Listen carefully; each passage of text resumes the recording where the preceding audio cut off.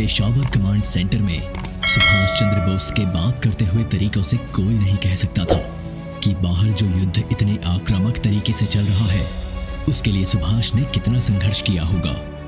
मैं जानता था कि मेरे पास उतनी ताकत नहीं है, लेकिन मैं वो कर सकता हूं जो कोई सोच नहीं सकता। इसलिए युद्ध बंदियों तक पहुंचने की हर योजना को मैं सफल बनाता रहता था। जिन सिपाहियों के दिमाग में आपको देशद्रोही बनाया गया हो, उन्हें किसी जंग के मैदान में जाकर अपने पक्ष में करना आसान नहीं होता। उन्हें यह एहसास करवाना कि अपने देश की आजादी को छोड़कर इराक में तेल के कुओं को बचाने से उनको आजादी नहीं मिलेगी, मेरे लिए भी किसी चुनौती से कम नहीं था। लेकिन अच्छी बात यही थी कि ब्रिटिश सेना के मुखियों ने पहले इस तरफ ध्यान नहीं दिया और बाद में सख्ती नहीं कर पाए, क्योंकि उन्हें मालूम था इससे सेना में विद्रोह का मौका मिलेगा। इसी का फायदा सुभाष को मिला और देखते देखते लगभग 10,000 लोग उनकी सेना में शामिल हो गए। सुभाष ने भी तुरंत उन्हें युद्ध में नहीं झोंका। उन्हें भारत अफगान सीमा पर प्रशिक्षण के लिए भेजा ताकि वो युद्ध के नए गुर भी सीखें। इराकी ईरानी सेना के अलावा अफगानी सेना भी अंग्रेजों के पक्ष में नहीं लड़ना चाहती थी। ऐसे में जब रोमेल ने अच्छी खासी टक्कर दी तो सुभाष का पलड़ा भारी हो गया। हालांकि वेस्टफॉल को यही लगता था कि सुभाष रोमेल से कुछ ज्यादा ही प्रभावित हैं, लेकिन सच यही था कि चर्चिल भी रोमेल की कदर करते थे और उनको ऊंचा दर्जा देते थे। वो अलग बात थी कि रोमेल हो या सुभाष, ब्रिटिश शासन ने दोनों को देखते ही गोली मारने के ऑर्डर दे रखे थे। युद्ध बंदियों की बात पर सुभाष ने बताया कि भारतीय उपमहाद्वीप में भी करीब 90,000 इटालियन सिपाहियों को युद्ध बंदियों के तौर पर रखा गया है, जिन्हें अगर अपनी तरफ शामिल करने का मौका मिले तो युद्ध की स्थिति बदल भी सकती है। और सुभाष जब इन सब से आजाद हुए तो वो अब मेजर ढिल्लों की तरफ मुड़े। ढिल्लों ने उनको बंदूक लेकर लड़ने के बजाय यहाँ कमांड सेंटर में होकर युद्ध के नेतृत्व करने पर एक सवाल किया था। तुम्हारे सवाल के जवाब में मैं यही कहना चाहता हूं कि मेरे लड़ने का मतलब ये नहीं कि बंदूक लेकर भिड़ जाऊं। ना तो मैं देश का सबसे तंदुरुस्त नागरिक हूं और ना ही कोई पूर्व सिपाही। हाँ, ये है कि अपनी पिस्तौल से मैं अच्छे निशाने लगाकर कुछ को धराशाही कर सकता हूं। मैंने जो अब तक किया है वो एक कुशल राजनेता के तरीके होते हैं, जो कि बंदूक की कई गोलियों से ज्यादा असरदार हो सकते हैं, और आज भी यही मेरा काम है। इससे बढ़कर अगर कुछ और करना भी होगा तो मैं समय आने पर ही करूंगा। इस जवाब ने यह भी साफ कर दिया कि क्यों सुभाष ने समय को देखते हुए भारत के बाहर जाकर भारत के लिए लड़ाई लड़ी।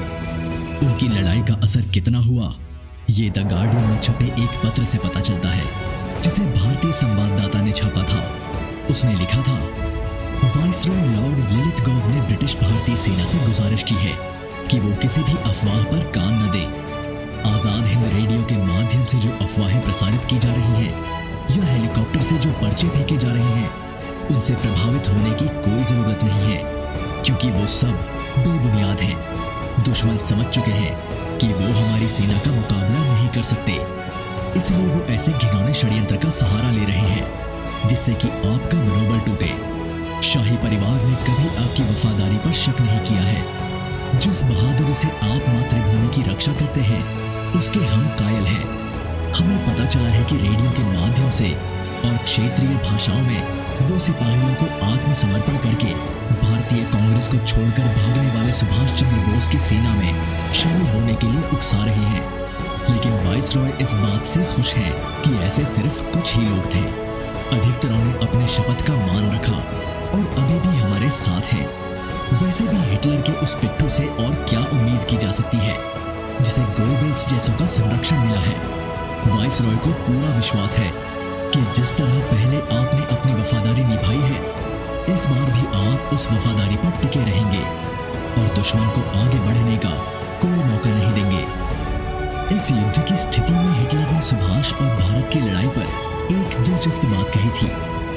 मार्च 1942 में एक जगह वो कहते हैं, सिंगापुर की हालत देखते हुए जिस तरह जापानी आगे बढ़ रहे हैं, उससे भारत चिंतित जरूर होगा। और बोस की वजह से भारत के समझौता पुरुष नेहरू पर भी एक ग्रहण लग गया है। और विदेशी मामलों के सचिव 31 सितंबर 1941 को टिप्पणी करते हैं कि रूस की हालत ठीक नहीं है और ये ब्रिटिश के लिए असमंजस का समय है। ऐसे में भारत की स्थिति जटिल है और अगर जरूरत महसूस हुई तो भारत पर जीत के बाद हम सुभाष चंद्र बोस के साथ नई शुरुआत करेंगे। इन कथनों के पीछे की वजह भी कुछ ऐसी बातें हैं जिसके लिए ठीक 10 महीने पीछे जाना पड़ेगा, जहां बर्लिन में सिमोर ओरलैंडो मजोटा की मौजूदगी ने इस विश्व युद्ध में भारत की भूमिका को बड़ी चुनौती दी थी। आज से 10 महीने पहले 1 जनवरी 1942 सेंट्रल फ्रेज इंडियन, जो बर्लिन में फ्री इंडिया सेंटर के नाम से जाना जाता था, जर्मनी की सड़कों को देखकर कोई भी कह सकता था कि पिछली रात तक यहाँ युद्ध का मंजर था। हालांकि सबको यही लगता था कि ये विश्व युद्ध अपने अंतिम चरण में पहुंचकर 1941 के दिसंबर महीने में क्रिसमस तक हर हालत में बंद हो जाएगा। लेकिन ऐसा हुआ नहीं। रूस हार नहीं मान रहा था और लड़ाई ना चाहते हुए भी बढ़ रही थी। और 1 जनवरी की सुबह कोई ऑफिस पहुंचे तो ये भी साफ है कि ये कल रात किसी भी प्रकार के जश्न में शामिल नहीं रहा होगा। ये सेंटर भारतीयों के लिए नवंबर में बन चुका था, लेकिन इस पर सबकी नजर नहीं पड़ी थी क्योंकि युद्ध के दौर में कई कारणों से ऐसे कई छोटे छोटे बिल्डिंगों को कार्यालयों का रूप दिया गया था। यहाँ सिपाही भी तैनात थे। लेकिन आज जब एक इटालियन नाम वाले चश्मिश ने आकर यहाँ सब कुछ देखना परखना शुरू किया तो ना चाहते हुए भी कुछ लोगों को दिलचस्पी हो गई। इस सेंटर में भारतीयों और जर्मन का दिखना स्वाभाविक था, लेकिन इससे पहले ऐसा नहीं था। भारत जर्मनी के लिए बहुत दूर था और 1942 से पहले दूर दूर तक कोई संबंध भी नहीं था। शायद ही किसी जर्मन ने पहले भारत देखा होगा। जर्मन शासक भी रूस को जर्मनी का भारत कहते थे, जिससे इस सेंटर में रहने वालों को चिढ़ होती थी। लेकिन युद्ध का माहौल था और ब्रिटिश से लड़ना था, तो चुप रहने के अलावा और कोई चारा नहीं था। भले ही मैक्स म्यूलर ने रामकृष्ण परमहंस पर लिखा था और उनके मुख्य दरवाजों पर बने स्वास्तिक जैसे चिन्ह भी भारत से प्रेरित थे, लेकिन फिर भी किसी को भी भारत के बारे में ज्यादा नहीं पता था। ऐसे में आज यहाँ जर्मन कप्तान के साथ जो 2 लोग हैं, वो कौन हैं और क्या करने आए हैं? इटालियन नाम वाला चश्मिश सुभाष चंद्र बोस थे, जो यहाँ नाम बदलकर नकली पासपोर्ट के माध्यम से बर्लिन पहुंचे थे। उनके साथ दूसरा आदमी जो जापानी था, उसका नाम मेजर फुजीवारा था। मार्च 1941 में काबुल से निकलते वक्त इटालियन राजदूत ने सुभाष को एक नए नाम और जाली पासपोर्ट से जर्मनी भेजने में मदद की थी। लेकिन सुभाष चंद्र बोस यहाँ रुकना नहीं चाहते थे।